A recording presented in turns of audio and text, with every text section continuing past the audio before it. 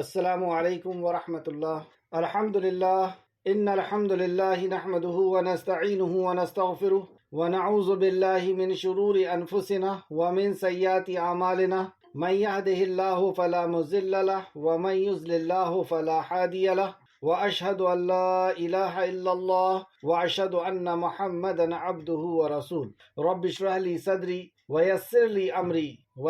لي امری واحلل عقدۃ من لسانی یفقہوا قولی رب زدنی علما رب زدنی علما رب زدنی علما آمین یا رب العالمین۔ ہر قسم کی تعریف اور شکر اللہ رب العزت کے لیے لائق اور زیبا ہے، جو ساری کائنات کا ایک و تنہا خالق، مالک، مربی اور منتظم ہے، جو ساری کائنات کو وجود بخشنے والا، ہر مخلوق کی حفاظت کرنے والا اور ہر مخلوق کی ضرورتوں کا پورا کرنے والا ایک و تنہا ہے۔ ہر قسم کی تعریف اور شکر اس کے لیے لائق اور زیبا ہے۔ درود و سلام ہو انبیاء اکرام پر، جنہیں جن اور انس کی رشد ہدایت کے لیے مبعوث فرمایا گیا، خصوصاً نبی مکرم رحمت للعالمین امام الانبیاء محمد صلی اللہ علیہ وسلم پر اور آپ کے اصحاب پر۔ اللہم صلی وسلم علی نبینا محمد، اللہم صلی وسلم علی نبینا محمد۔ معزز سامعین اکرام، سورہ آل عمران کی آیت نمبر 75 سے آج کلاس رہے گی۔ اللہ رب العزت سے دعا ہے کہ اللہ رب العزت ہمیں صحیح معنوں میں قرآن مقدس کو سمجھنے، صحیح معنوں میں یعنی قرآن کو خود قرآن کی روح سے،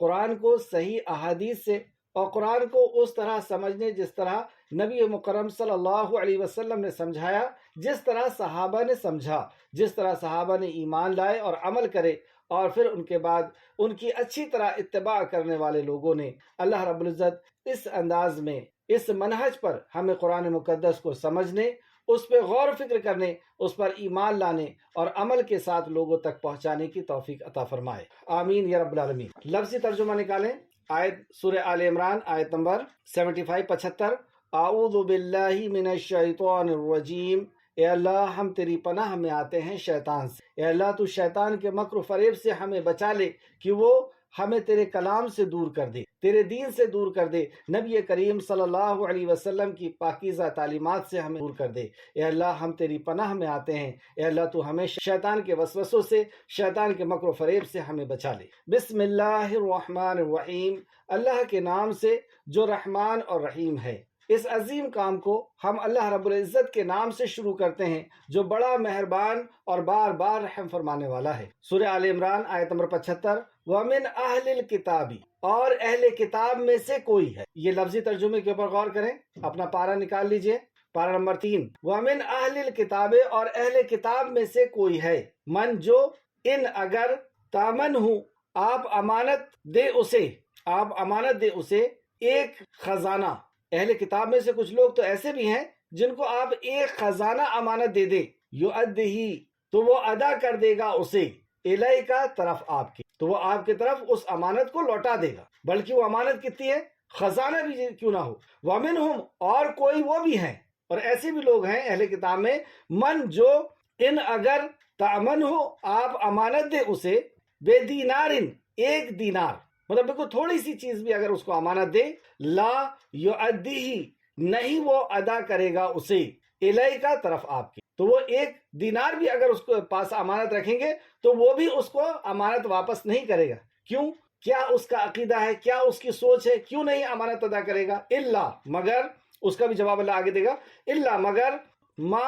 دمتا، جب تک آپ رہیں، علیہ، اس پر، قائمہ، قائم، کھڑے ہو جائیں، مطلب جب تک اس کے سر پہ نہ کھڑے ہو جائیں آپ، جب تک وہ نہیں دے گا۔ ذالکا، یہ، بے انہم، باوجہ اس کے کہ وہ، مطلب یہ ایسا کیوں کیا، اس کی وجہ کیا ہے؟ قالو، وہ کہتا ہے، اس کی سوچ ہے، وہ کہتا ہے، لیسا، نہیں ہے، علینا، ہم پر، فی الامیین، امیوں کے بارے میں، سبیلا، کوئی راستہ، یعنی کوئی مواخذہ۔ امیوں کا اگر ہم نے امانت لے لی اور انہیں واپس نہیں کیا، ان کا مال لے لیا اور اس کو واپس نہیں کیا، تو اس پہ ہمارے لیے کوئی مواخذہ نہیں، کیونکہ وہ امی ہے، کیونکہ وہ اہل کتاب میں سے نہیں ہے، کیونکہ وہ یہودی یا نصرانی نہیں ہے۔ یہ ان کی سوچ تھی۔ وَيَقُولُونَ، اور وہ کہتے ہیں، عَلَى اللَّهِ، اللہ پر، کذبا، جھوٹ، وَهُمْ، حالانکہ وہ، یعلمون، وہ جانتے ہیں، اور وہ یہ کہہ کر کے یہ کہتے ہیں کہ یہ اللہ رب العزت کی طرف سے ہے، تو اللہ رب العزت نے اس کے تعلق سے فرمایا،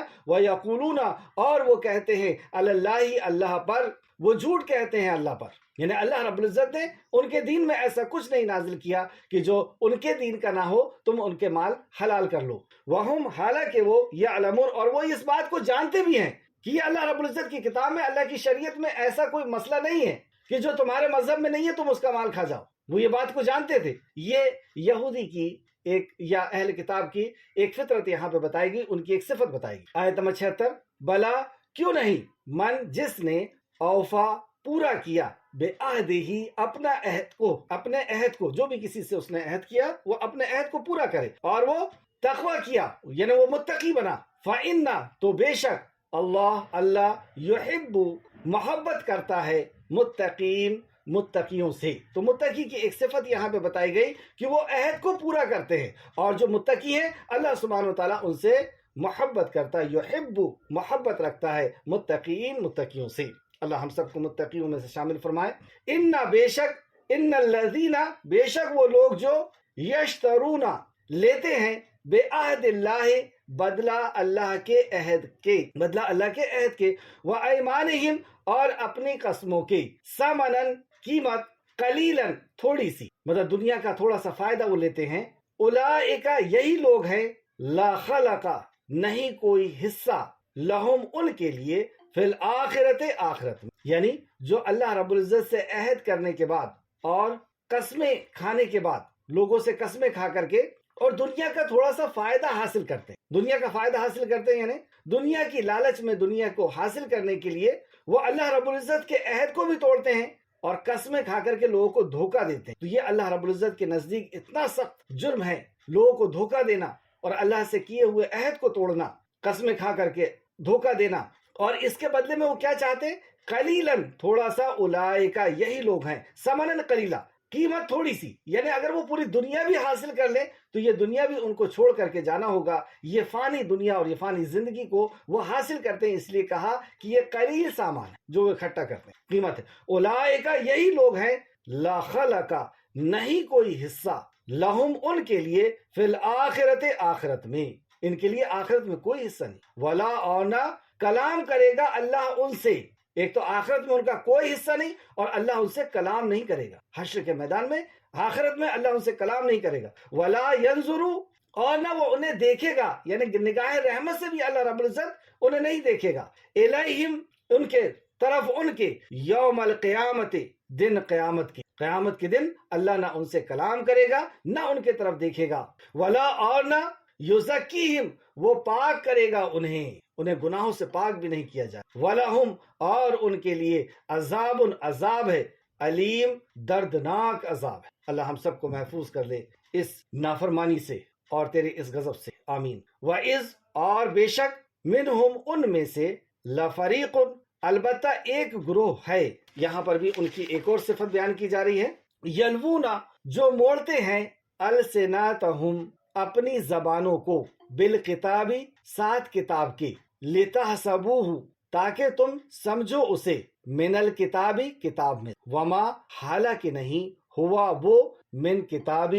الکتابی کتاب میں سے. وہ زبان کو موڑ کر کے بولتے ہیں یعنی اس کے مفہوم کو اس کی تفسیر میں ہم پڑھیں گے. ابن عباس رضی اللہ عنہ اس آیت کی کیا تفسیر کرتے ہیں کہ وہ جو کتاب میں نہیں ہوتا ہے اس کو زبان سے موڑ کر کے بولتے ہیں یعنی کتاب میں کچھ اور ہوتا ہے اور اسے کچھ اور بیان کرتے ہیں. اپنی مرضی سے وہ کتاب کی تعویل کرتے ہیں، اپنی مرضی سے معنی اور مطلب بتاتے ہیں. وَيَقُولُونَ اور وہ کہتے ہیں ہوا وہ من عند اللہ اللہ کے پاس سے، جبکہ وہ اپنی مرضی قرآن کو سامنے رکھ کر کے اپنی مرضی اپنی باتیں اپنی سوچ کو وہ سامنے رکھتے ہیں، اپنے عقائد اور مسائل کو وہ سامنے رکھتے ہیں اور یہ کہتے ہیں کہ اللہ کی طرف سے. وما حالانکہ نہیں ہوا وہ من عند اللہ اللہ کے پاس سے، حالانکہ وہ اللہ کے پاس سے نہیں ہوتی. وَيَقُولُونَ اور وہ کہتے ہیں اللہ اللہ پر کذبا جھوٹ. وَهُمْ حالانکہ وہ یعلمون وہ جانتے ہیں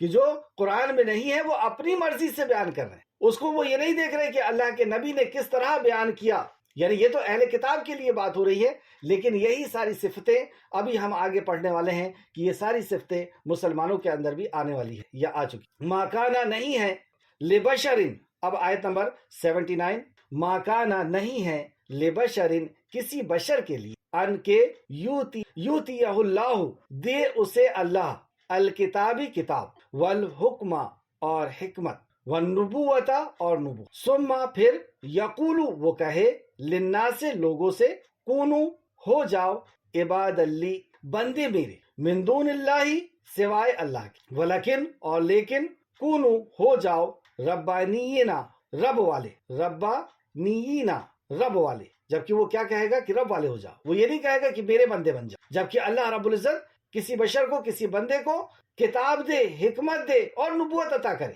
تو وہ ایسا نہیں ہوگا کہ وہ یہ کہے کہ میرے بندے بن جاؤ یعنی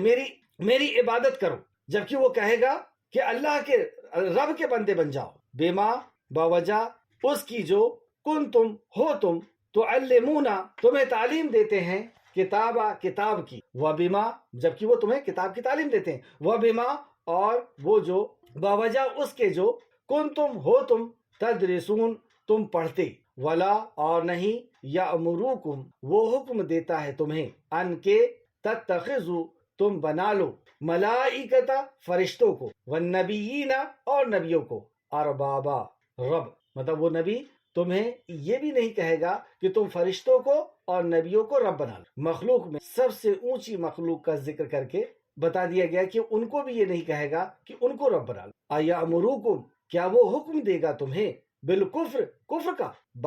بعد اس کے اس جب انتم تم مسلمون تم مسلم ہو کیا تمہیں مسلم ہونے کے باوجود وہ تمہیں حکم دے گا کفر کا تو گویا کہ یہ کفر ہے کہ اللہ کے علاوہ اس کی مخلوق میں سے کسی کو رب بنا لے اور وہ مخلوق میں سب سے اونچی ہی مخلوق کیوں نہ ہو وہ فرشتے اور انبیاء ہی کیوں نہ ہو وہ تمہیں کبھی یہ حکم نہیں دے گا کہ انہیں رب بنا لو رب یعنی خالق مالک اور مدبر انشاءاللہ تفسیر میں سب آئے گی باتیں آئے تفسیر کی طرف آیت نمبر 75 ومن اہل الکتاب اور اہل کتاب میں سے بعض جب بھی بات اہل کتاب کی آئے تو ہمارے ذہن میں وہ دو حدیثیں نبی کریم صلی اللہ علیہ وسلم کا وہ فرمان ہمارے ذہن کے اندر فوراً آ جانا چاہیے کہ نبی کریم صلی اللہ علیہ وسلم نے اہل کتاب اور ہمارے تعلق سے کیا فرمایا اہل کتاب کا بار بار قرآن کے اندر ذکر ہے یعنی انہیں سامنے رکھ کر کے ہمیں نصیحت کی جا رہی تو اہل کتاب کے اندر اور اہل کتاب میں اور ہم میں کیا یکسانیت ہے یا ان کی صفات ہمارے اندر داخل نہ ہو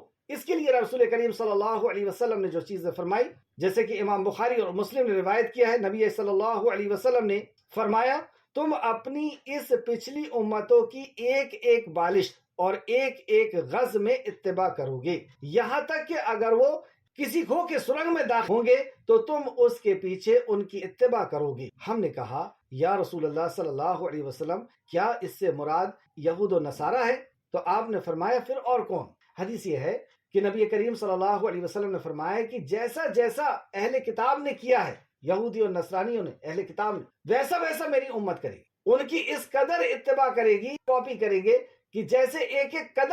قدم کی کاپی کرتا ہے یا وہ اگر کسی کھو میں اگر داخل ہوں گے تو یہ بھی اس میں داخل ہو یہ آپ نے پیشین گوئی فرمائی کہ امت اس طرح کرنے والی ہے یہ بخاری اور مسلم میں ہے بخاری شریف حدیث نمبر 7320 اور مسلم شریف حدیث نمبر 2669 تو امت کی اکثریت ایسا کرے گی سبھی لوگ ایسے نہیں ہوں کیونکہ یہودی اور نصرانی کے تعلق سے دوسری جگہ رسول کریم صلی اللہ علیہ وسلم نے فرمایا آپ صلی اللہ علیہ وسلم نے فرمایا بنی اسرائیل 72 فرقوں میں بٹ گئی بنی اسرائیل 72 فرقوں میں بٹ گئی میری امت 73 فرقوں میں بٹ جائے گی اور ایک فرقے کو چھوڑ کر باقی سب جہنم میں جائیں گے ایک فرقے کو چھوڑ کر کے یعنی ان کے بھی 72 اور اس امت کے بھی 72 جہنم میں جائیں گے ایک فرقے کو چھوڑ ایک گروپ کو ایک جماعت کو چھوڑ کر تو آپ نے فرمایا کہ 72 فرقوں میں بٹ جائے گی اور ایک فرقے کو چھوڑ کر باقی سب جہنم میں جائیں گے صحابہ نے پوچھا یا رسول اللہ صلی اللہ علیہ وسلم یہ کون سی جماعت ہوگی آپ صلی اللہ علیہ وسلم نے فرمایا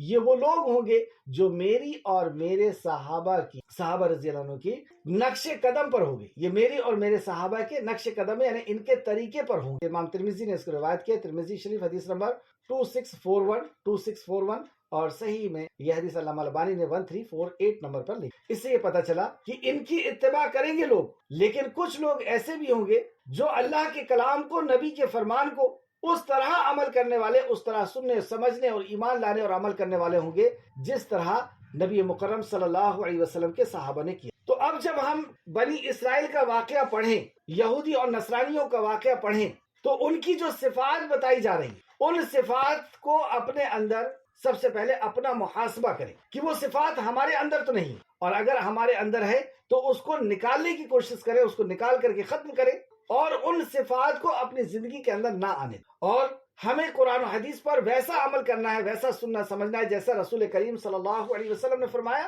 اور صحابہ کرام نے کیا۔ وہی لوگ ہوں گے جن کے اندر یہ صفت ہوگی کہ وہ اللہ کے کلام کو، نبی کے فرمان کو ویسا سمجھتے ہیں جیسے نبی نے فرمایا اور صحابہ نے عمل کیا۔ یہ لوگ وہ ہوں گے جو اس ایک گروپ میں ہوں گے، اور یہی ناجی فرقہ ہے، نجات پانے والا۔ تو پچھلے کل کی کلاس میں ہم نے یہودیوں کی ایک صفت دیکھی کہ وہ آپس میں گروپ میں مشورہ کرتے ہیں اسلام کو نقصان پہنچانے کا، اور مسلمانوں کو دھوکہ دیتے ہیں کہ وہ آپس میں مشورہ کرتے ہیں کہ صبح صبح ان کے اسلام میں داخل ہو جاؤ اور فجر کی نماز ان کے ساتھ پڑھو، اور شام ہوتے ہی اسلام سے پھر جاؤ۔ تو جو لوگ ہیں وہ یہ سوچیں گے کہ یہ لوگ اسلام میں آئے تھے پھر اسلام سے پھر گئے، اس کا مطلب یہ ہے کہ اسلام کے اندر کوئی کمی ہے اور وہ بھی اسلام سے پھر جائیں۔ یہ وہ پلان کرتے ہیں، یعنی دھوکہ دینے کی صفت ہے اور اسلام کو نقصان پہنچانا۔ اللہ سبحانہ وتعالیٰ نے اس کے جواب میں کہا کہ وہ لوگوں کو دھوکہ دینے کے لیے اسلام کی شکل کو بگاڑنا چاہتے ہیں اور یہ باور کرانا چاہتے ہیں کہ اس کے اندر کوئی برائی تھی، اس وجہ سے ہم لوٹ کر کے آ گئے۔ اللہ سبحانہ تعالیٰ نے اس کا جواب دیا، آپ کہہ دیجئے حقیقی ہدایت تو اللہ ہی کی ہدایت، یعنی اللہ رب العزت جسے ہدایت دے دے۔ اب تمہاری جھوٹی سازشیں اور جھوٹی باتیں یہ کسی کو ہدایت سے گمراہی میں نہیں لا سکتا۔ اللہ جسے ہدایت دے دے اسے کوئی گمراہ نہیں کر سکتا، اور جسے اللہ گمراہ کر دے اسے کوئی ہدایت بھی نہیں۔ آج ان کی دوسری صفت یہاں پر بیان کی جا رہی ہے، اور اہل کتاب میں سے بعض وہ ہیں کہ اگر آپ ان کے پاس خزانے کے ڈھیر امانت رکھیں تو بھی وہ آپ کو ادا کر دیں، اور ان میں سے بعض وہ ہیں کہ اگر آپ ان کے پاس 1 دینار امانت رکھیں تو وہ آپ کو ادا نہیں کریں گے، الا یہ کہ آپ ہمیشہ ان کے سر پر کھڑے رہیں۔ ان میں کچھ لوگ ایسے ہیں جن کو اگر خزانہ بھی آپ دے دیں امانت کے طور پر تو یہ واپس کر، لیکن کچھ ایسے بھی لوگ ہیں کہ اگر 1 دینار بھی ان کو دیں گے تو یہ اس کو بھی واپس، الا یہ کہ آپ ان کے سر کے اوپر چڑھ جائیں اور وہ امانت زبردستی کر کے ان سے لیں۔ کیوں ایسا؟ کہ یہ امانت کو حلال کیسے سمجھ لیے انہوں نے؟ اس کا جواب انہوں نے دیا، یہ اس لیے ہوا کہ وہ کہتے ہیں کہ ہم پر امی یعنی عربوں کے بابت کوئی گناہ نہیں، اور وہ جانتے بوجھتے اللہ پر جھوٹ وہ یہ کہتے ہیں کہ انہوں نے یہ اپنا خود گڑھ لیا ہے یہ قانون، اور اس کو اللہ کے اوپر کرتے ہیں کہ یہ اللہ کی طرف سے یہ دین میں ہے کہ جو اہل کتاب نہیں ہیں، امی ہیں، عرب کے لوگ ہیں، ان کا امانت جو ہے وہ ہمارے لیے حلال۔ تفسیر ابن کثیر جلد نمبر 1 صفحہ نمبر 639 639۔ ہمارے دین میں وہ لوگ یہ کہتے ہیں کہ ہمارے دین میں ان پڑھ لوگوں کی اموال کھانے میں کوئی حرج نہیں۔ اب اس کو یہ دین کا حصہ بتا، دین میں ہے یعنی اللہ رب العزت نے فرمایا کہ ہمارے دین میں ان پڑھ لوگوں کا مال کھانا، یعنی جو کتاب ہے، جو یہودی نہیں ہے، ان کا مال کھانا ہمارے لیے جائز۔ آج کے دور میں جیسے جو مسلمان نہیں ہے تو ان کا مال کھانا جائز، تو اس طرح وہ یہ کہتے ہیں کہ جو اہل کتاب نہیں ہے، ان پڑھ ہے، تو ان کا مال ہمارے لیے جائز ہے ہمارے دین کے اندر۔ تو گویا کہ اللہ رب العزت کا نام لے کر کے اللہ کے اوپر بہتان باندھ رہے ہیں، جھوٹ۔ آگے وہ کہتے ہیں اور ان پڑھ لوگوں سے مراد عرب ہے، ان لوگوں کی اموال کو اللہ تعالیٰ نے ہمارے لیے حلال کر دی۔ تو اللہ سبحانہ وتعالیٰ نے فرمایا یہ اللہ پر محض جھوٹ بولتے اور اس بات کو جانتے بھی ہیں، مطلب وہ جانتے بھی کہ یہ کتاب میں نہیں ہے، لیکن اس کے باوجود ان کی جرت دیکھیں کہ یہ اللہ رب العزت کا نام لے کے کہتے ہیں کہ یہ اس کے دین، جبکہ انہوں نے یہ بات خود گڑھ لی۔ کچھ لوگوں نے حضرت ابن عباس رضی اللہ عنہ سے پوچھا کہ ہمیں بسا اوقات میدان جنگ میں اہل ذمے کے مال میں سے مرغ اور بکری وغیرہ مل جاتی، یعنی بسا اوقات ہمارے ساتھ ایسا ہوتا ہے کہ ان کا مرغ یا ان کا جو ہے بکریاں ہمیں مل جاتی ہے۔ تو حضرت ابن عباس رضی اللہ عنہ نے فرمایا کہ اس کے بارے میں پھر تم کیا کہتے ہو؟ اس نے کہا کہ ہم یہ کہتے ہیں کہ اس کے بارے میں کوئی حرج نہیں، مطلب ان کا مال ہے تو کوئی حرج نہیں۔ حضرت ابن عباس رضی اللہ عنہ نے فرمایا یہ تو وہی بات ہوئی جو اہل کتاب نے کہی کہ امیوں کے بارے میں ہم پر کوئی گناہ نہیں، یہ تو وہی بات ہے جو امیوں نے کہی تھی، یعنی شریعت کے اندر ایسا نہیں ہے۔ پھر آپ نے فرمایا اور جب تمہیں جزیہ ادا کریں تو ان کا مال ان کے رضامندی کے بغیر تمہارے لیے حلال نہیں۔ تفسیر ابن کثیر نے اس بات کو لے کر کے آئے ہیں جلد نمبر 1 صفحہ نمبر 639۔ رسول اللہ صلی اللہ علیہ وسلم نے بھی جب مکہ سے مدینہ ہجرت کر کے تشریف لے جا رہے تھے تو آپ نے بھی لوگوں کی امانتوں کو واپس کر۔ سورہ نساء آیت نمبر 58 میں بھی آپ دیکھ سکتے ہیں کہ اللہ سبحانہ تعالیٰ فرماتا ہے بے شک اللہ تمہیں حکم دیتا ہے کہ امانتیں ان کے حقداروں کو ادا کرو۔ تو جس کی امانت ہے اسے اس امانت کو ادا کی۔ تو یہ خود ساختہ طور پر انہوں نے دوسرے کے مال کو اپنے اوپر جائز کیا اور یہ کہا کہ یہ دین کا حصہ، جبکہ یہ جانتے تھے کہ یہ دین کا حصہ یعنی اللہ سبحانہ تعالیٰ نے کے لیے یہ حلال نہیں۔ تو کسی کا بھی مال کھانا یا چوری کرنا یا امانت میں خیانت کرنا، وہ امانت میں خیانت ہے، بھلے اس کا تعلق کسی بھی مذہب سے کیوں نہ ہو۔ آیت نمبر 76 کیوں نہیں بلکہ جو شخص اپنا عہد پورا کرے اور اللہ سے ڈرے تو بے شک اللہ متقیوں کو پسند کر۔ جو شخص یہاں پہ متقی کی ایک صفت بتا، اور وہ صفت کیا ہے؟ کیوں نہیں جو شخص اپنا عہد پورا کرے، تو عہد کا پورا کرنا، جو کسی سے وعدہ کیا ہے اس وعدے کو پورا کرنا، جو عہد کیا ہے اس جو زبان دی ہے اس زبان کو پورا کرنا، اور اللہ سے ڈرے تو بے شک اللہ متقیوں کو پسند کرتا۔ کون ہم میں سے ایسا ہے جو یہ نہیں پسند کرے گا کہ اللہ ہم سے محبت کرے؟ یحب، محبت ہم، تو اللہ سبحانہ تعالیٰ کس سے محبت کرتا ہے؟ جو اللہ رب العزت کا تقوی اختیار کرے۔ تقوی یعنی اللہ رب العزت سے ایسی محبت ہو کہ اس ناراضگی کا ڈر ہو، اس کے ناراض ہو جانے کا ڈر ہو، اللہ رب العزت کی ایسی معرفت کہ اللہ رب العزت کی پکڑ کو وہ جانتا ہے کہ اللہ رب العزت جب پکڑ کرتا ہے تو اس کی پکڑ کتنی سخت ہو، اس کا عذاب کتنا سخت ہوتا ہے، تو اس کی پکڑ سے، اس کے عذاب سے وہ ڈرتا ہے۔ یعنی اللہ کے چھوٹے اور بڑے ہر احکامات سے، نبی مکرم صلی اللہ علیہ وسلم کے چھوٹے اور بڑے ہر احکامات سے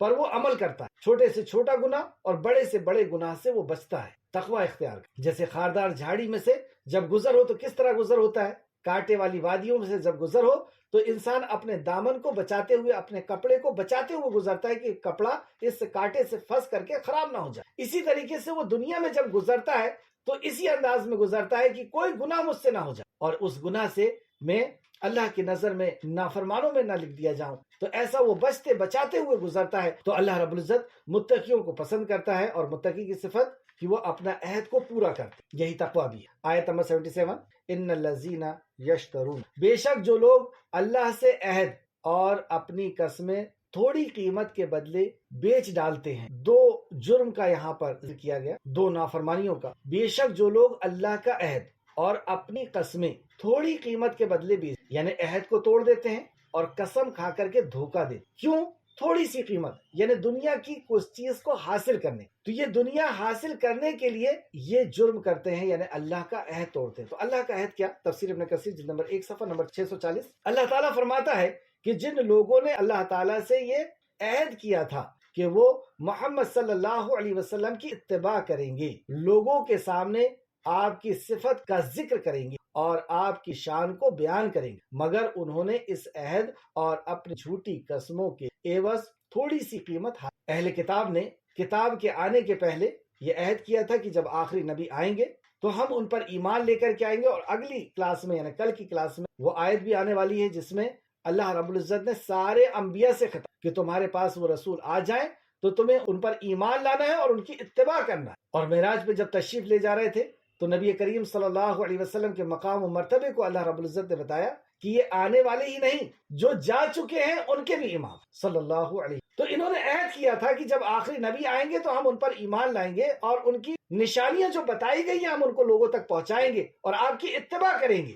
لیکن جب رسول کریم صلی اللہ علیہ وسلم تشریف لے آئے تو انہوں نے اس بات سے مکر گئے، نہ اتباع کی اور نہ ہی آپ کی پیشن گوئی جو کتابوں کے اندر تھی اس سے لوگوں کو بتانا شروع، اسے بھی چھپ۔ اور یہی عہد تو ہمارا بھی ہے۔ خیر، ہم اپنے آپ کو سامنے رکھ کر کے سوچیں کہ کہیں ایسا تو نہیں کہ ہم بھی ایسا کر رہے ہیں۔ تو بے شک جن لوگوں نے عہد اور اپنی قسموں کو تھوڑی قیمت کے بدلے بیچ دی، ان لوگوں کا آخرت میں کوئی حصہ نہیں، اور قیامت کے روز اللہ ان سے کلام نہیں کرے اور نہ ان کے طرف دیکھے اور نہ انہیں پاک کرے گا، اور ان کے لیے دردناک عذاب۔ اس آیت کا شان نزول کے تعلق سے امام بخاری نے ایک حدیث کو لے کر کے آئے ہیں، حدیث نمبر 4001 عبداللہ رضی اللہ عنہ بیان کرتے ہیں کہ ایک شخص نے اپنے سامان تجارت بازار میں لا کر رکھا، یعنی بزنس کا سامان مارکیٹ میں لا کر کے رکھا، پھر قسم کھا کر کے کہا کہ مجھے اس سامان کی اتنی روپے مل رہے تھے، حالانکہ اتنے روپے اسے نہیں مل رہے، لیکن وہ قسم کھا کر کہہ سکتا۔ قسم کھانے کا مقصد یہ تھا کہ کوئی مسلمان دھوکے کھا کر کے اس سے خرید لے، مطلب اس کی قسم سے وہ دھوکے میں آ جائے کہ یہ قسم کھا کر کے اللہ کی بول رہا ہے، یعنی یہ صحیح بول رہا ہے، اور وہ اس کا سامان خرید لے، یعنی مسلمان کو وہ دھوکہ دینا چاہتا اللہ کی قسم۔ تو چنانچہ اس موقع پر اللہ سبحانہ وتعالیٰ نے یہ آیت نازل فرمائی، بخاری شریف حدیث نمبر 4001، یعنی یہ وہ شخص ہے جو قسم کھا کر کے مسلمان کو دھوکہ دے، اور اللہ کا عہد یعنی نبی مکرم صلی اللہ علیہ وسلم کی اطاعت، آپ کی صفات کا لوگوں تک بیان کرنا، آپ کی شان کو بیان کرنا، یہ اس کو چھپاتا ہے۔ ہم اپنا محاسبہ کرتے ہوئے چلیں تو بے شک جو لوگ اللہ کا عہد اور اپنی قسموں کو تھوڑی قیمت کے بدلے میں بیچ، جو بھی قسم کھا کر کے اور دنیا کی کچھ چیز حاصل کر رہا ہے، اگر عزت بھی حاصل کر رہا ہے تو تھوڑی ہی دن کی عزت ہے، کچھ سال کے بعد اس دنیا سے چلے جائیں گے، کچھ وقت کے بعد اللہ بہتر جانتا ہے کہ ہماری کی شام کب ہونے والی ہے، کل کا سورج ہمارے اوپر نکلنے والا ہے یا ہماری قبر کے اوپر نکلنے والا ہے، تو اللہ ہی بہتر جانتا ہے۔ تو جو کچھ بھی ہم حاصل کر رہے ہیں، عزت حاصل کر لیں، دولت حاصل کر لیں، کوئی مقام و مرتبے کو حاصل کرنے، جھوٹی قسم کھا لوگوں کے بیچ میں ہم اچھے بن جائیں، نیک بن جائیں، ان کے قربت حاصل کر لیں، تو یہ ساری حاصل کرنے اتنی بھی کے اندر یہ تھوڑی ہے اللہ نے، اور ایسا کرنے والے سے اللہ رب العزت اس قدر غضبناک ہوتا ہے، اس قدر ناراض ہوتا ہے کہ آخرت میں ان کا کوئی حصہ نہیں۔ دنیا میں حصہ چاہا، اللہ کی قسم کھا، رسول اللہ کی اتباع سے انکار کیا، آپ کی صفات کو لوگوں کو بیان کر کے اور لوگوں کو آپ سے جوڑنے سے اس نے انکار کیا، اسلام میں آنے سے لوگوں کو جو ہے روکا، تو ایسے شخص سے اللہ رب العزت اس قدر نہ۔ اس تعلق سے ایک حدیث دیکھتے ہیں، سیدنا ابو ذر رضی اللہ عنہ بیان کرتے ہیں، رسول اللہ صلی اللہ علیہ وسلم نے فرمایا، 3 شخص ایسے ہیں کہ ان سے اللہ تعالیٰ نہ تو کلام کرے گا اور نہ قیامت کے روز ان کے طرف نظر رحمت سے دیکھے گا بھی نہیں، نہ کلام کرے گا اور نہ ان کو پاک کرے گا، یعنی نہ ہی ان کو گناہوں سے پاک کرے گا، اور ان کو دکھ دینے والا عذاب ہوگا، یعنی دردناک ان کو عذاب ہوگا۔ میں نے عرض کیا، اے اللہ کے رسول وہ کون ہے؟ وہ تو ناکام اور خسارہ پانے والا ہوگا۔ رسول اللہ صلی اللہ علیہ وسلم نے اس بات کو 3 دفعہ دہرا۔ جب آپ کسی بات کو سمجھانا چاہتے تو اس کے کئی انداز رسول کریم صلی اللہ علیہ وسلم کے ہوتے، کبھی قسم کھا کر کے اس کی بات کی توجہ، اس بات کی اہمیت کو رسول کریم صلی اللہ علیہ وسلم، کبھی آپ کا فیس امپریشن بدل جاتا، یعنی آپ غضبناک ہو کر کے کسی بات کی اہمیت کو بتاتے، اور کبھی آپ اس بات کو بار بار ریپیٹ کر کے بتاتے تاکہ یہ ذہن ہو جائے۔ تو آپ نے 3 بار کہا کہ اللہ رب العزت ایسے 3 لوگوں سے نہ کلام کرے گا، نہ ان کے طرف دیکھے گا، نہ انہیں پاک کرے گا۔ تو جب ہم نے پوچھا تو آپ نے فرمایا، اپنے کپڑے کو ٹخنوں سے نیچے لٹکانے والا۔ یہ تکبر کے طور پر عرب کے لوگ اپنے کپڑے کو زیادہ رکھتے تھے اور اس کو زمین میں ٹکراتے ہوئے گھسیٹتے ہوئے چلتے تھے، یہ ان کے تکبر کی علامت۔ بہرحال ابھی کوئی تکبر سے رکھے یا ویسے ہی رکھے، یہاں پہ کوئی اس کا ذکر نہیں کیا گیا ہے کہ تکبر سے کرے گا تو گنہگار، ایسا نہیں کہا۔ اور بھی دوسری حدیث سے اس تعلق سے ہمیں ملتی کہ آپ نے کہا کہ ٹخنے سے اوپر رکھنے کا رسول اللہ نے حکم دیا۔ بہرحال اپنے کپڑے کو ٹخنوں کے نیچے لٹکانے والا، اپنے سودے کو یعنی اپنے مال کو جھوٹی قسم کے ساتھ بھی یعنی دھوکہ دینا، اللہ کی قسم کھا کر کے مسلمان کو دھوکہ دینا، اور احسان کر کے جتانے والا، کسی کے اوپر اس نے احسان کیا اس کے بعد اس کو جتا رہا۔ مسلم شریف حدیث نمبر 106، یہ مسلم شریف کی حدیث 106، اور ابو داؤد میں بھی یہ حدیث ہے 4087۔ ایک اور حدیث میں ملتا ہے، اس میں 3 اور دوسرے گناہ، اس میں بھی پہلا گناہ یہی تھا کہ دھوکہ دے کر کے مال بیچنے والا، اور دوسرا پانی ہونے کے باوجود مسافر کو پانی سے روکنے والا، اور بھی دوسرا کا ذکر کیا گیا ہے۔ یہ دھوکہ دینا منافق کی صفت ہے، اور یہ ہم پچھلی کلاس میں یعنی سورہ بقرہ کی ابتدا میں پڑھ چکے ہیں، اور وہاں پر بھی اللہ رب العزت میں جب صفات کا ذکر کیا منافقوں کی تو اس میں شروع میں ہی اللہ نے فرمایا کہ یہ دھوکہ دینا یہ منافق کی صفت ہے۔ اللہ رب العزت ہم سب کو اس صفت سے۔ اب اس آیت کو پھر سے ایک بار دیکھیں، بے شک جو لوگ اللہ کا عہد اور اپنی قسموں کو تھوڑی قیمت کے بدلے میں بھی، ان لوگوں کا آخرت میں کوئی حصہ، اور قیامت کے روز اللہ ان سے کلام نہیں اور نہ ان کے طرف دیکھے اور نہ انہیں پاک کرے گا، اور نہ ان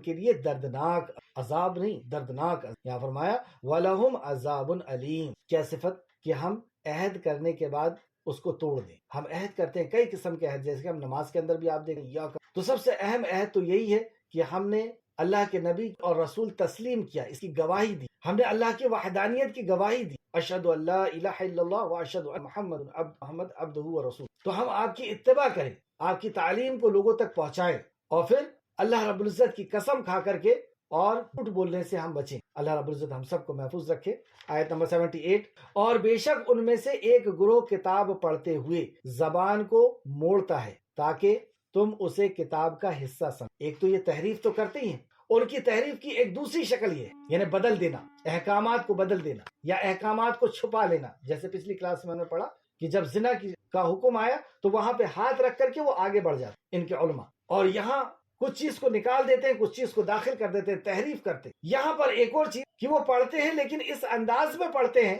کہ معنی کو کہیں کا کہیں پہنچا دے۔ اللہ نے کچھ اور نازل کیا ہے لیکن وہ کچھ اور اس کے اوپر ثابت کر، اس چیز میں بھی یہ ماہر۔ اور بے شک ان میں سے ایک گروہ کتاب کو پڑھتے ہوئے زبان کو موڑتا ہے تاکہ لوگ اس کو کتاب کا حصہ سمجھیں۔ یہ بھی دھوکہ دیتا، اللہ کے دین کے اندر دھوکہ، اللہ، حالانکہ وہ کتاب میں سے نہیں ہوتا، حالانکہ وہ کتاب میں سے، یہ اپنے طرف سے کتاب میں کچھ اور ہے لیکن اپنے طرف سے یہ کچھ اور قائد اور مسائل اس کو بتاتے اور کہتے ہیں کہ یہ اللہ کے جانب سے ہے، حالانکہ وہ اللہ کے جانب سے نہیں، اور وہ جان بوجھ کر اللہ پر جان بوجھ کر کے اللہ۔ اس کی تفسیر میں تفسیر ابن کثیر نے ایک حدیث لائے ہیں، امام بخاری نے جس کو روایت کیا ہے، حضرت ابن عباس رضی اللہ عنہ کی روایت کو بیان فرماتے ہیں کہ وہ تحریف کرتے، یعنی تحریف کرتے ہیں، بدل دیتے ہیں، اور اللہ تعالیٰ کے مخلوق میں سے، ابن عباس فرماتے ہیں اللہ تعالیٰ کی مخلوق میں سے کوئی نہیں جو اللہ تعالیٰ کی کتابوں میں سے کسی کتاب کی ایک لفظ کو بھی زائل کر سکے، لیکن یہ لوگ تحریف کرتے اور اس کی غلط تعویل کرتے۔ تعویل کرنا یعنی جو بات ہے اس بات کو چھوڑ کر کے کسی اور بات سے اس بات کو ثابت، یعنی اس بات کو بدل دے۔ جیسے اکثر جو ہم کل جس کلاس میں جو بات ہوئی تھی کہ یہ حدیثوں کو، پیشن گوئی کی جو حدیثیں ہیں کہ قرب قیامت یہ ہوگا، عیسیٰ علیہ السلام کے تعلق سے، کانا دجال کے تعلق سے، مہدی علیہ السلام کے تعلق سے، تو اس میں یہ خوب تعویل کر کہ اس کا یہ مطلب نہیں، اس کا مطلب یہ ہے، جبکہ اللہ کے ہاں بات بدلی نہیں جاتی۔ اور اسی طرح حدیث بیان کرنا جبکہ معلوم ہے کہ یہ حدیث جھوٹی ہے، یا خود سے بیان کر دینا اور یہ کہنا کہ یہ رسول اللہ نے فرمایا، خود سے کوئی بات کہنا اور یہ کہنا کہ یہ قرآن میں لکھا، جبکہ وہ جان رہے ہیں اندر سے کہ ہم نے خود سے یہ بات کہی ہے اور یہ اللہ رب العزت کے کلام کی طرف ہم منسوخ کر رہے ہیں، اللہ کے کلام کی طرف ہم جوڑ رہے ہیں، یا نبی مکرم کے فرمان کی طرف جوڑ رہے ہیں۔ رسول کریم صلی اللہ علیہ وسلم نے ایسے لوگوں کے لیے فرمایا کہ جو کوئی ایسی بات کہے، جو کوئی میرا نام لے کر کے ایسی بات کہے جو میں نے نہیں کہی ہے، وہ اپنا ٹھکانہ جہنم میں بنا۔ اتنی سخت بھائی، جو کوئی، آپ نے یہ نہیں کہا کہ وہ کوئی گنہگار ہے یا کسی گناہ کی طرف اس کا اشارہ نہیں کیا، جو کوئی بھی شخص جان بوجھ کر کے کوئی ایسی بات کہے جو بات رسول کریم صلی اللہ علیہ وسلم نے کہی ہے اور وہ رسول اللہ کا نام لے کر کے کہے، تو اس کا یہ جرم ہے، ایسا جرم ہے کہ وہ اپنا ٹھکانہ جہنم میں، جہاں پر دعوت کا کام ایک بہت بڑا فریضہ اور بہت بڑا انعام اور اکرام کا باعث ہے، اللہ کی رضا کو پانے کا ایک بہت بڑا ذریعہ ہے، وہیں پر اگر اس کے حق کو ادا نہیں کیا گیا، یعنی جو رسول اللہ نے کیا حکم دیا تھا ہمیں حجۃ الوداع میں، یہ کہا تھا نا کہ میری بات تمہارے پاس امانت ہے، اس وقت ہمارا قیاس، ہماری سوچ، ہماری فکر یہ امانت نہیں، اگر رسول اللہ کی بات ہے تو وہ ہم پہنچا سکتے، ہمارے کسی نظریے کو، ہماری کسی سوچ کو اس کی کوئی حیثیت نہیں، اگر یہ قرآن و حدیث کے خلاف ہے تو رسول اللہ کی اگر بات ہے، دین کی بات اگر ہمارے پاس ہے تو اس کو پہنچانے کی رسول اللہ نے اجازت دی۔ ہمارے پاس قرآن ہے، ہمارے پاس حدیث ہے، اس کا صحیح فہم ہمارے پاس ہے کہ صحابہ نے اس کو اس طریقے سے سمجھا تھا، اس طریقے سے عمل کیا تھا، تو ہم تو پہنچا سکتے، ورنہ ہم کہہ کچھ رہے ہیں، آیت کچھ پڑھ رہے ہیں اور سمجھا کچھ اور رہے ہیں، کہیں اور اس کو لے کر کے جانا چاہتے ہیں، کتاب و سنت سے اس کو دور کرنا چاہتے ہیں، یا ہم اپنی سوچ، اپنے فکر اور اپنے نظریات کو اس کے اوپر تھوپنا چاہتے ہیں، تو سمجھ لیں کہ اس سزا اتنی سخت ہے کہ رسول کریم صلی اللہ علیہ وسلم نے فرمایا کہ وہ اپنا ٹھکانہ جہنم میں۔ اللہ ہم سب کو محفوظ رکھے۔ اس آیت کو پھر سے ایک بار دیکھیں، اور بے شک ان میں سے ایک گروہ کتاب پڑھتے ہوئے زبان کو موڑتا ہے تاکہ تم اسے کتاب کا حصہ سمجھو۔ تو جو نہیں پڑھے لکھے ہیں وہ یہ سمجھتے ہیں کہ ہاں یہ بھی دین، حالانکہ وہ کتاب میں، اور کہتے ہیں یہ اللہ کی جانب سے، حالانکہ وہ اللہ کی جانب سے نہیں۔ آیت نمبر 79، کسی شخص کو لائق نہیں۔ اب ان کا جو عقیدہ، جو وفد نجران سے آیا ہوا ہے، نبی کریم صلی اللہ علیہ وسلم کر رہا ہے، اور پھر مباہلے کی ان کو دعوت بھی دی گئی، ان کے عقیدے کو پھر سے سمجھایا جا رہا ہے کہ تم عیسیٰ علیہ السلام کے تعلق سے یہ کیسے عقیدہ رکھ سکتے، جبکہ کسی شخص کو لائق نہیں کہ اللہ اسے کتاب و حکمت اور نبوت عطا کرے۔ کتاب یعنی اللہ رب العزت کی وحی، اللہ رب پیغام، اللہ رب سے جو آئی ہوئی وصیت اور نصیحتیں ہیں، کتاب اور اس کی حکمت بھی اس کے اوپر نازل، اور پھر نبوت بھی عطا کرے، پھر وہ لوگوں سے کہے کہ تم اللہ کو چھوڑ کر کے میرے بندے۔ ایسا نہیں ہو سکتا، یعنی دین سکھانے والے کی کیا پہچان بتائی گئی، انبیاء کی کیا پہچان بتائی گئی کہ وہ ایسا نہیں ہوتا ہے کہ وہ یہ کہے کہ میرے بندے بن جا، میری عبادت، مجھے حاجت روا اور مشکل کشا سمجھ، جبکہ اس کی صفت کیا ہوتی ہے، وہ لوگوں کو اللہ سبحانہ و تعالیٰ سے جوڑ، وہ اللہ کی ذات سے جوڑ، وہ اللہ رب العزت کے پیغام سے اور اللہ رب العزت کی عبادت سے، اللہ کی وحدانیت سے جوڑتا ہے۔ آگے اللہ فرماتا ہے بلکہ وہ کہے گا، جبکہ ان کا قول کیا ہوتا ہے، تم رب والے بن جاؤ، تم رب والے، یعنی رب کی میننگ اس کے پہلے بتائی گئی تھی، رب یعنی خالق، مالک اور مدبر۔ خالق پیدا کرنے والا، کیا کیا چیزوں کو اللہ نے پیدا کیا، پیدا کیا اس نے جماعتات کو، نباتات کو، حیوانات کو، جمی ہوئی چیزوں کو، اگنے والی چیزوں کو اور چلنے والی چیزوں کو. وہ تیر کر کے چلے، اڑ کر کے چلے، رینگ کر کے چلے، اور 2 پیر سے چلے یا 10 پیر. یہ جتنی بھی مخلوق ہے یہ سب حیوان ہے، اور اسی میں سے ہم بھی ایک حیوان ہے جو بات کرنے والے حیوان ہے. تو صرف ہمیں پیدا نہیں کیا اس نے، ہماری حفاظت بھی کر رہا ہے اور ہماری ضرورتوں کو بھی پورا. ضرورتوں میں 2 ضرورت، ایک روحانی ضرورت اور ایک جسمانی ضرورت. تو جسمانی ضرورت کے لیے اللہ رب العزت نے آسمان سے بارش برسائی، زمین میں سے ہمیں غلہ اور ہر چیز سے نکال کر کے دے رہا ہے. اور روحانی ضرورت یعنی آسمان سے ہمارے لیے دستور حیات بھی نازل. یہ سب رب کا کہ وہ رب ہے پیدا کرنے والا، اور پیدا کیا تو حفاظت بھی کر رہا ہے اور ضرورت بھی پوری کر رہا ہے. اور ضرورت 2 قسم کی ضرورت، ایک روحانی اور ایک جسمانی، دونوں ضرورت اللہ نے پوری. تو یہ ضرورت اللہ کی طرف سے پوری ہوئی. دوسرا، وہ مالک ہے، سبحان اللہ. اس نے پیدا کر کے کسی اور کی ملکیت میں نہیں دیا ہمیں. اس رحمان نے اپنی ہی رحمت کے سائے میں، الرحمن علی العرش استوى، رحمان عرش پر مستوی ہوا، یعنی عرش کے نیچے جتنی مخلوق اللہ کی ہے سب کو اپنی رحمت میں اس نے ڈھانک لیا. تو اس نے پیدا کر کے کسی اور کی ملکیت میں ہم کو نہیں دیا، اس نے اپنی ملکیت میں، اور وہ بڑا رحم. تیسرا، وہ مدبر بھی وہی تدبیر کرنے والا. کب کون سا کام کیسے ہوگا اس کی ساری پلاننگ جو ہے وہ اللہ رب العزت. تو وہ یہ کہے گا جو نبی ہیں، جنہیں اللہ نے کتاب دی ہے، جنہیں حکمت دی ہے، نبوت دی ہے، وہ یہ نہیں کہے گا کہ میرے بندے بن جاؤ، بلکہ وہ تو یہ کہے گا کہ تم رب والے بن جاؤ. وہ رب کی معرفت کرائے گا، رب سے جوڑے گا. اور یہی ان کے متبعین بھی ہوتے جو اپنی ذات سے نہیں جوڑتے، رب سے جوڑتے ہیں اور اس کے نبی سے، اللہ کے کلام سے، نبی کے فرمان سے جوڑتے ہیں، جو اللہ رب العزت کے پیغام کو پہنچانے والے ہیں، نبی مکرم کی نبیوں کی اتباع کرنے والے ہیں. وہ ان کی بھی یہی سے، بلکہ وہ کہے گا تم رب والے بن جاؤ، کیونکہ تم اس کتاب کی تعلیم دیتے ہو اور خود بھی اسے پڑھتے ہو. اور وہ تمہیں یہ حکم نہیں دے گا کہ تم فرشتے اور نبی کو رب بنا. وہ تمہیں یہ کبھی حکم، جبکہ سارے انبیاء کے آنے کا مقصد بھی اللہ رب العزت نے، کہ سارے انبیاء کے آنے کا مقصد ہر قوم میں بھیجا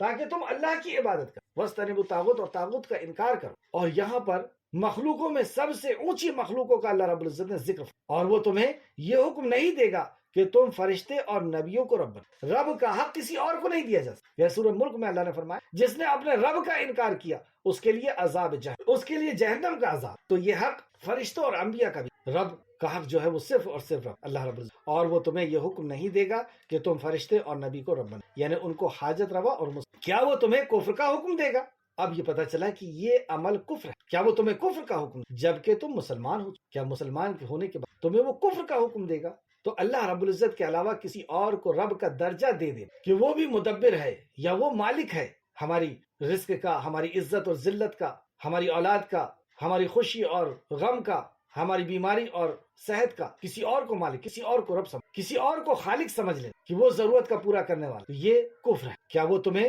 کفر کا حکم دے گا جبکہ تم مسلمان ہو؟ یہاں پہ ایک رکوع ہوا. اللہ رب العزت سے دعا ہے کہ اللہ رب العزت جو کچھ بھی ہم نے پڑھا سمجھا اس پہ ہمیں مزید غور و فکر کرنے کی. انبیاء علیہ السلام سارے کے سارے لوگوں کو اللہ سبحانہ و تعالیٰ سے جوڑنے کے لیے، اللہ کی وحدانیت سے جوڑنے کے لیے تشریف لائے. جیسے سورہ نحل آیت نمبر 36 کے اندر اللہ نے فرمایا اور یقیناً ہم نے ہر جماعت میں ایک پیغمبر بھیجا کہ اللہ ہی کی عبادت کرو اور طاغوت سے اجتناب کرو. اور اسی طریقے سے سورہ زخرف آیت نمبر 45 میں بھی اللہ رب العزت نے فرمایا ہے. اور سارے انبیاء، اور اس طریقے سے سورہ نساء آیت نمبر 25 کے اندر بھی ہم دیکھیں کہ سارے انبیاء نے انہیں وحدانیت کی طرف، ایک رب کی طرف عبادت کے لیے بلایا. آخر میں اللہ رب العزت سے دعا ہے کہ اللہ رب العزت جو کچھ بھی ہم نے پڑھا سمجھا اس پہ ہمیں مزید غور و فکر کرنے کی عطا فرما. جب تک ہمیں زندہ رکھ، ایمان اور اخلاص کے ساتھ، عمل صالح کے ساتھ ہمیں زندہ رکھ. جب ہمارا خاتمہ فرما تو خاتمہ بالخیر فرما اور ہمارا شمار نیکوکاروں میں. آمین یا رب العالمین. السلام علیکم ورحمۃ اللہ وبرکاتہ.